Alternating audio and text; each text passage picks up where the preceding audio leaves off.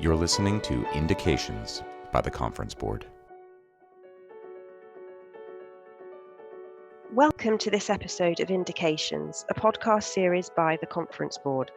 Indications are conversations that take an objective, fact-based look at a range of timely topics that matter most to business executives. To help make sense of these topics and how they'll unfold, we'll sit down with thought leaders and do what we do best, provide insights for what's ahead. I'm Sara Murray, Managing Director International of the Conference Board and the host of this podcast. Today's conversation will focus on Insights Perspectives Trade with Ukraine. Our guest today is Dmytro Los, board member of the Ukrainian Business and Trade Association, otherwise known as UBTA. UBTA exists to promote the interests of Ukrainian exporters abroad, introduce international best practices to enhance export opportunities for Ukrainian producers, and improve Ukrainians' investment climate. Today, Dmytro is going to talk about the work that UBTA plans to do to mitigate the impact of the war on Ukrainian people in general and business in particular. Welcome, Dmytro. Hello, Sara. Thank you for this wonderful opportunity. You're very welcome. So given your background relevant to this issue, can you share what you've been doing in the past few days and a bit more about, I would imagine you're very busy at UBTA and having to reorient some of the work and the mission of the organisation. Love to hear. Sarah, thank you so much. Definitely, we were created, as you told before, to promote Ukrainian business abroad, have lots of members and lots of different businesses starting from steel industry, energy, agriculture, and so on. But for the last 4 days, we were mainly concentrated on help to Ukrainian business and help to Ukrainian citizens which are suffering from the war right now, and to gathering all the power of business connections and business to government connections to chain the efforts in one route to help Ukraine to stand while the army forces are fighting now. Thank you for sharing that. So, I mean, as you know, Russia's military incursion is severing key supply chains and setting off a scramble among global companies to comply with new sanctions. This results in surging costs, prolonged deliveries, and other challenges for companies trying to move goods around the world. We've seen flights cancelled or rerouted, putting pressure on cargo capacity and raising concerns about further supply chain disruptions. And at risk are global supplies like products like platinum, aluminium, steel. Automakers are particularly feeling the squeeze, which will slow production for palladium, platinum used in catalytic converters, and as well as aluminium, steel, and chrome. What are you hearing from your members and from these industries? Actually, this is the biggest problem for Ukraine right now because Ukraine almost unable to export, and especially we have only one corridor left, it's to European countries. So main industries simply shutting down their enterprises or putting them on hold, some of them trying to operate. The worst situation is with agricultural or food producing business, because actually people in Ukraine have to be fed. They need what to eat. And definitely you remember that Ukraine is one of the biggest supplier of food to other countries. So what is happening right now is definitely will be disaster in terms of supply of steel, of platinum, aluminium, food, agricultural products. And that's exactly from my point of view was the idea of Russia. That was not only attacking on Ukraine, it's to cut established routes, connections, especially in Middle East, especially in Africa, to switch the channels to the production of Russia Federation. And that's how they're dealing all the time, just brutal force. So definitely Ukraine right now will need to obtain any possible help in logistics, especially with European Union. We definitely need to think about easing customer procedures, about no quota regime for now, to give Ukrainian enterprises possibility to export. And that's how to protect the world from increasing prices on almost all the strategic materials Ukraine is producing right now. And you mentioned food products. Ukraine accounts for a large proportion of sunflower oil, wheat, barley, fertilizer, corn, and the summer wheat harvest, which flows into bread and pasta and packaged foods could really affect large numbers of people in Europe, North America and the Middle East. How are your members responding, or what contingency plans? Are they trying to prepare for a crop in neighboring countries? What are the alternatives for them?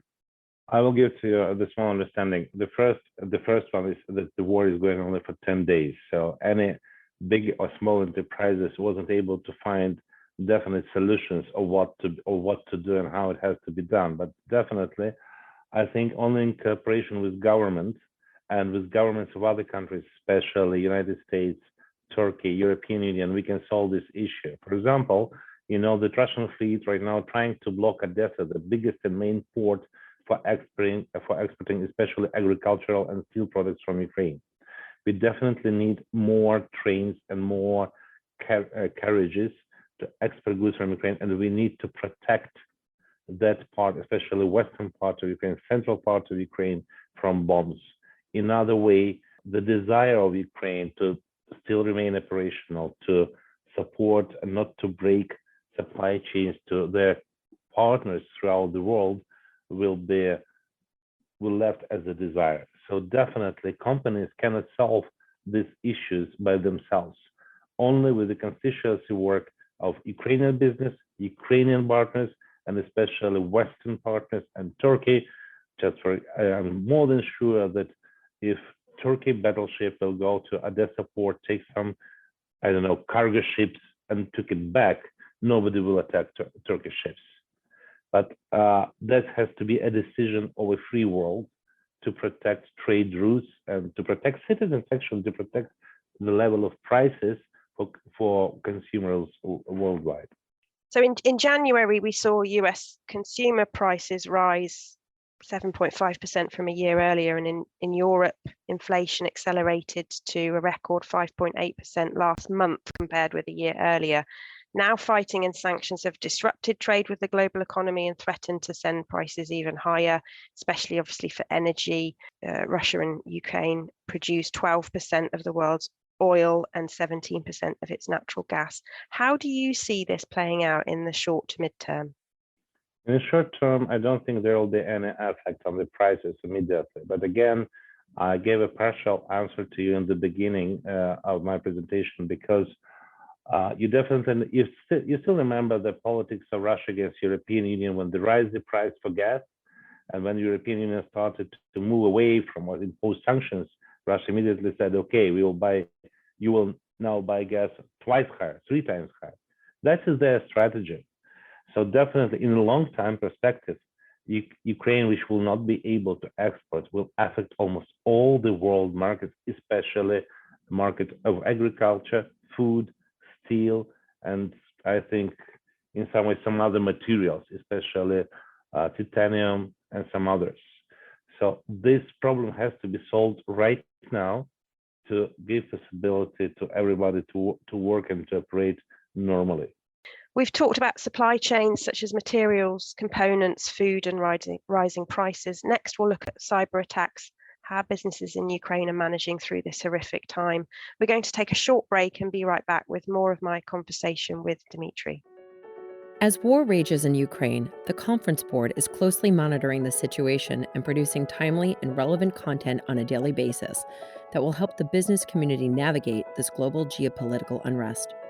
What will the impact be on oil prices, food prices, our supply chain, and what about cybersecurity? How will this conflict impact the way your organization does business around the world? And how will you communicate this crisis to customers and employees?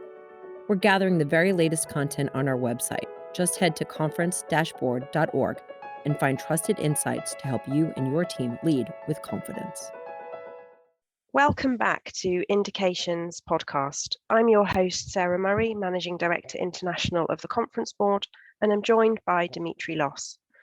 So Dmytro, what sort of cyber attacks are your members preparing for, if any? Actually, almost all types of attacks you can imagine, and there is a combination of them. So sometimes hackers trying to simply break the sites, break them, especially vulnerable are these systems of financial and technical operation of the companies. For steel producers, for energy producers, it's critical right now.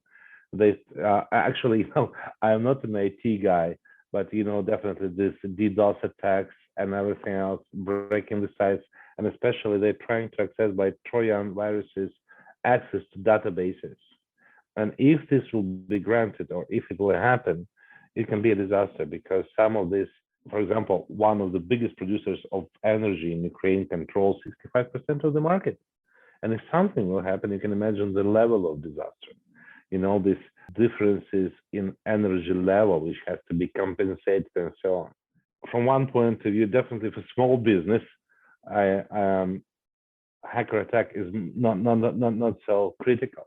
But for big business, especially those who are connected to specific spheres, for chemical plants, for others, it can be a disaster on the national level, and sometimes even more than national. From other side, Ukrainian IT specialists are treated in the world like one of the best. So we are glad that Russians are not successful even on this front. With the evacuation of employees based in Ukraine, what scenarios are your members working towards? Worst case, medium, optimistic? You cannot imagine what's happening in Ukraine right now. So nobody wants to go out of Ukraine. The normal situation when husbands placing their wives and kids, trying to evacuate them to European countries and returning back. In the first 10 days, more than 100,000 people, and I mean it's really men on the age from 20 to 40, returned back to fight Russia aggression. So the biggest issue right now is to take care and to evacuate those who are young and who are too old to help themselves, because it's critical to make these people to survive. They cannot serve themselves. And that's what all the companies trying to do, establishing bus routes, establishing paying for rail connection and so on to move them out of Ukraine. The issue is that Russia attacking peaceful convoys made from cars or made from buses or just even something else. So this is the greatest danger which companies cannot do by themselves. They're ready to pay for all the movement out. But again, the question which our president raising all the time to close the sky is very important, especially in this humanitarian aspects. But how likely do you think it will be that the no-fly zone would happen, given what we've heard so far? I can tell you one thing. Even 5 years ago, when the war started in Donetsk, and I lived in Kiev almost all the time, it was 500 kilometers, I still didn't understand what's happening. It was 500 kilometers away. Now, when war comes to your house and you see that almost all the neighborhoods of Kiev are already destroyed, you understand what's happening. So world leaders need to understand that if they will not stop the problem here, it will go further. It will go to Baltic countries, to go to Poland. And you still have unsolved issues of Taiwan and everything else. So from pragmatical point of view, they can wait to close the close the sky. But I simply pray that they will understand that somebody needs to make a decision to stop this crazy things right now. What other consequences is UBTA and your members realizing as this situation unfolds? I will tell you about only one example, and you will understand how difficult situation is. For example, there are big producers of wheat, actually to say of bread, of meat, for example, poultry, which is base protein, or of water, or whatever else. They're giving everything they produce for free to people and to army to feed them. Because actually people in Ukraine are not rich and not so rich. And the salaries, big companies are still able to pay salaries, but smaller ones had to stop it. And the reserves of population not so big. So big companies will be able to supply even food, I mean basic food to people 1 month more, maybe month and a half. And they will have to stop because they need to buy materials, they need to buy feed, they need to pay for the energy, and so on and so on and so on and so on. And that's the biggest question which UBTA right now trying to solve, that Western companies need to make a charity in supporting Ukrainian business to be able to produce at least food to feed the people. Because if they will be stopped, can you imagine to import, in the circumstances of war, food for 48 million people living in Ukraine? And that's actually what I will ask you to help us also to broadcast to your listeners, to members, that we need to help Ukrainian business, at least those who are producing food right now, or the disaster will be on the level of humanitarian disaster. Well, that's why we have you today here, Dmytro, so that you can get your message out, and so that our members can hear what the situation is on the ground. I can't thank you enough. I know it's been an incredibly busy week, and the work that you're doing is phenomenal. And I just want to say that my thoughts and prayers are with you and the people of Ukraine. Thank you for joining us to provide our listeners with your views of what's going on in Ukraine. Thank you, Sara, so much. One more statement from my side. I definitely know that you all and your listeners are eager to help Ukraine. The question that maybe they don't know how to do it.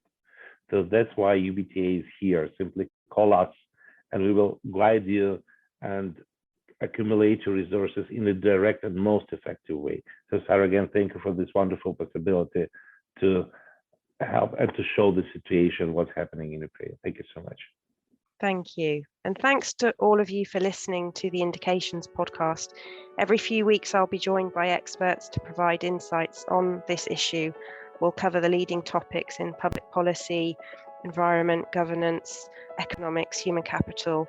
Please share the Indications podcast with your colleagues, your friends. You can find it at theconferenceboard.org/podcasts. I'm Sara Murray, and this podcast has been brought to you by the Conference Board. Thank you. This has been Indications from the Conference Board.